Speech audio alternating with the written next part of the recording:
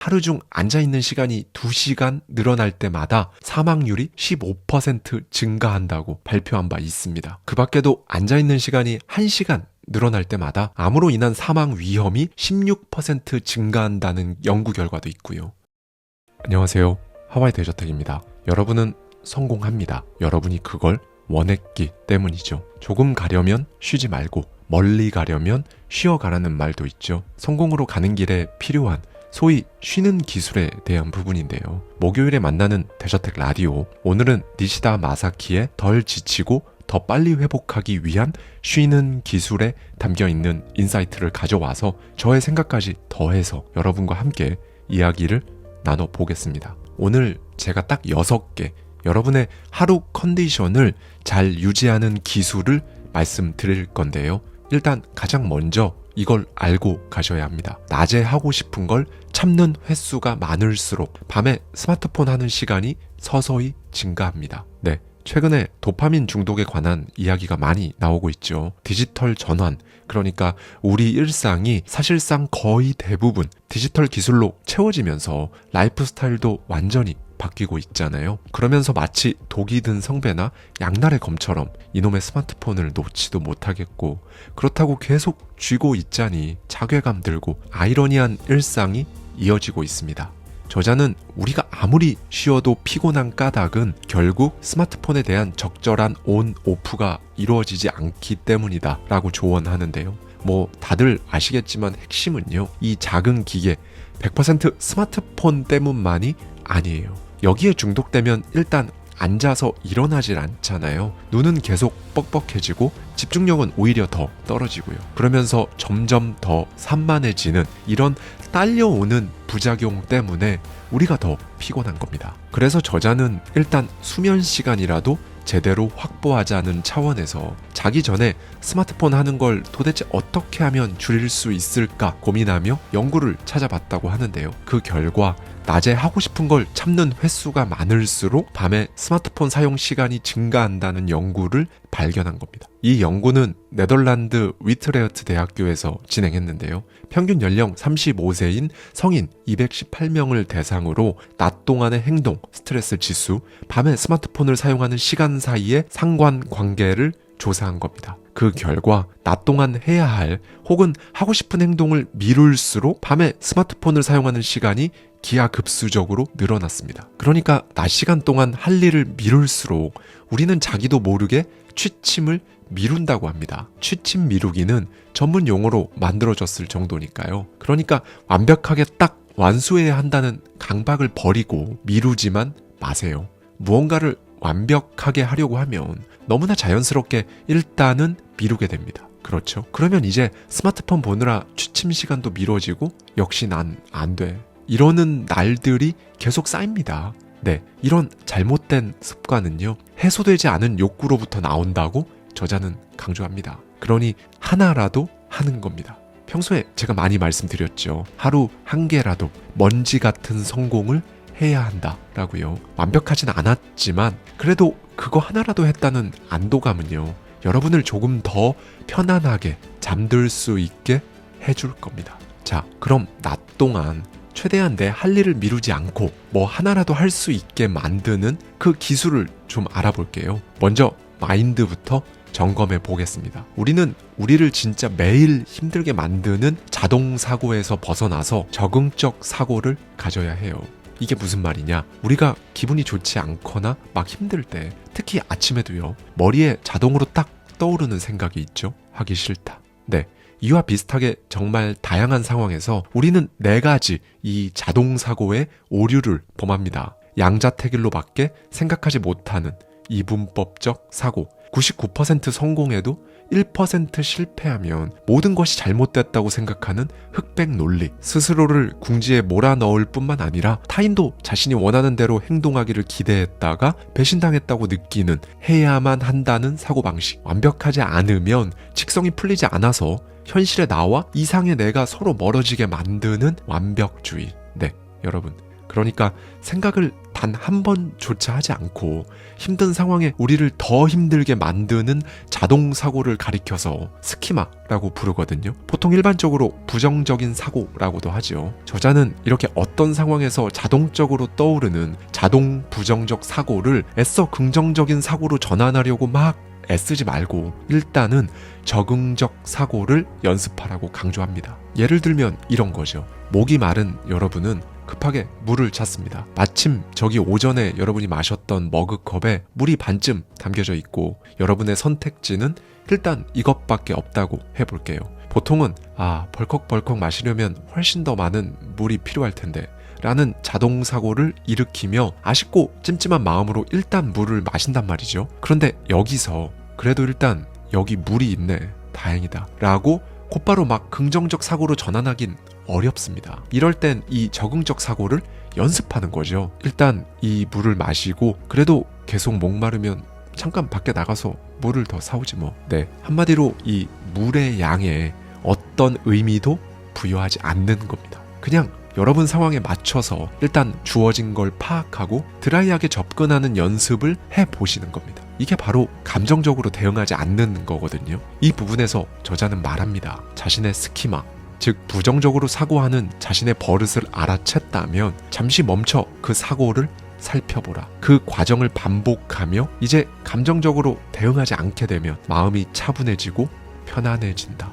여러분, 오늘 남은 시간 이렇게 한번 해보세요. 오늘 여러분 앞에 진짜 무슨 일이 일어나더라도 부정적인 감정을 부여하지 마시고요. 드라이하게, 평온하고 담담하게 그것들을 받아들여 보십시오. 그리고 이제 곧바로 에너지 낭비를 막는 3분 청소를 하는 것이 좋다고 저자는 말합니다. 저는 3분까진 쉽지 않을 테니 1분 정리정돈으로 제안하고 싶은데요. 사람들은 보통 뭔가 필요한 걸 찾는 행위를 하는 것만으로도 상당한 뇌 에너지를 소비한다고 합니다. 이런 불필요한 에너지 소모를 막기 위해서라도 여러분 주변에 어지럽게 뒹굴고 있는 물건들이 눈에 띈다면 이것들을 치워주는 것만으로도 에너지가 새어나가는 걸 막을 수 있다는 거예요. 특히 이런 정리정돈 같은 작은 성취감은요, 여러분에게 상당히 개운한 느낌을 안겨줍니다. 예전에 제가 청소력 영상에서 말씀드린 이후에 실제로 그렇게 해보고 정말 많은 반응을 주셨어요. 청소만 싹 했을 뿐인데 정말 기분도 다르고 일상이 달라졌다는 피드백을 굉장히 많이 주셨습니다. 네, 마치 아침에 일어나서 이불 정리하는 거, 이거 알게 모르게 여러분의 작은 성취, 먼지 같은 성공을 이끌어내는 거랑 똑같습니다. 특히 아침에 간단한 정리정돈을 하는 건요, 무언가를 해냈다는 느낌, 앞으로도 할 수 있을 것 같은 그 느낌에 정말 많은 영향을 주거든요. 이것만으로도 의욕을 불러일으키는 신경 전달 물질, 요즘 우리가 주목하는 바로 그 도파민을 분비시킨다는 거죠. 아침부터 유튜브 쇼츠로 도파민을 채우면서 마음속 저 깊은 곳에서는 스스로를 막 원망하거나 한심하게 생각하는, 그러면서 여러분 스스로에 대한 신뢰를 낮게 평가해버리는 그런 거 이제 하지 않으셨으면 좋겠습니다.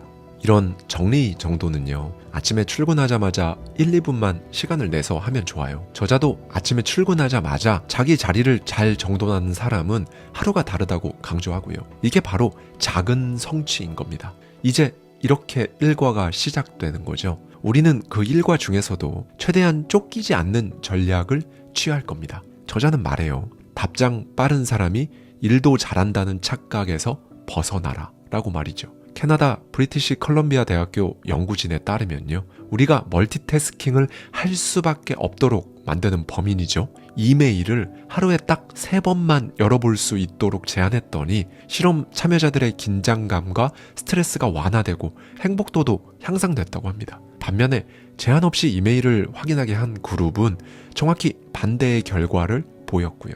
네, 여러분의 일이 메일함, 빠른 답장과 얼마나 맞닿아 있는지 제가 모두 다 알 수는 없지만 누군가의 자극에 빠르게 반응해야만 한다는 이 압박감은요, 정신건강에 그리 좋지 않다는 연구 결과들은 사실 수도 없이 많습니다. 즉답에 대한 강박은 집중력이 지속되지 않는 원인으로 작용해 결과적으로 능률을 엄청나게 떨어뜨리는 거죠. 능률이 떨어지면 스스로에 대한 신뢰도 떨어지고요. 그러니 여러분 업무 스타일에 맞게 여러분 스스로의 룰을 한번 만들어 보십시오. 그런데 이제 업무의 특성상 무조건 빠르게 응답해야 하는 게 중요한 분들도 계실 거예요. 업무의 성격이 이렇다면 룰을 좀 다르게 세워보는 거죠. A 요청을 처리하고 있을 때는 B의 요청까지 처리하려고 하지 않는 것. 최소한 이렇게 스스로의 룰을 정하는 겁니다. 빠르게 응답을 해주되 한 번에 하나씩만 하겠다. 이런 룰을 정하는 거예요. 네, 중요한 건 집중력을 떨어뜨리지 않는 겁니다. 집중력을 잃지 않아야 하는 이유는 제가 평소에 많이 말씀드렸죠. 여러분의 모든 것이라고 할 수 있는 바로 그 에너지를 관리하기 위해서예요. 여러분의 룰을 잘 관리해 보십시오. 이것만으로도 여러분의 자기 신뢰는 많이 올라갈 거예요. 에너지 낭비를 막을 수 있는 건 물론이고요. 보다 덜 지친다는 겁니다. 네, 여러분. 그렇게 정해진 시간 집중을 했다면 앉았으면 일어나고 일어났으면 몸을 움직여 보십시오. 그리고 5m 밖을 보는 겁니다. 이것도 사실 많이 들어서 진부하시죠. 일정 시간 앉아 있었으면 일어서고 몸을 움직여라. 그런데요, 여러분.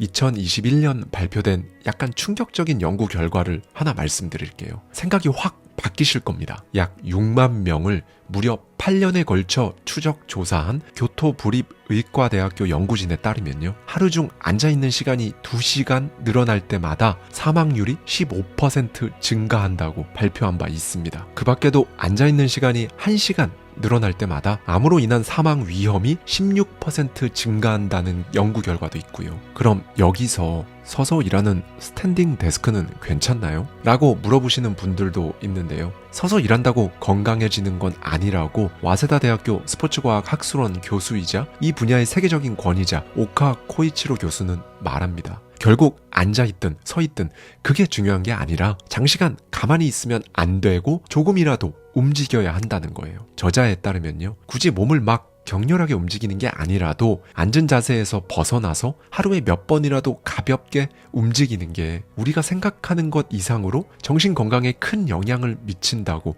강조합니다. 특히 저자는 2022년 미국 의사협회 정신의학회지에 실린 논문들을 대상으로 방대한 데이터를 분석했는데요. 자전거, 수영, 빨리 걷기 같이 격렬하지 않은 중간 강도의 운동을 일주일에 최소 150분간, 그러니까 2시간 반 정도죠. 이렇게 한 사람들이 우울증에 걸릴 확률이 운동을 하지 않은 사람 대비해서 25%나 낮다는 사실도 확인했습니다. 그리고 아까 제가 5m 밖을 보라고 말씀드렸잖아요. 20분 정도마다 그냥 한 번씩 5m 밖을 보는 겁니다. 이 방법은 블루라이트 차단 안경을 쓰고 모니터를 계속 보는 것보다 훨씬 더 효과적으로 눈을 보호한다고 해요. 특히 미국 안과학회는 20-20-20 법칙으로 20분마다 20초씩 눈을 쉬게 해주기 위해 20피트, 그러니까 대략 5-6m 정도 떨어진 곳을 보는 습관을 가지라고 하는데요. 여러분, 이 눈이 피로하면요, 몸 전체가 피곤해져요. 그리고 그게 계속되면 몸이 아플 겁니다.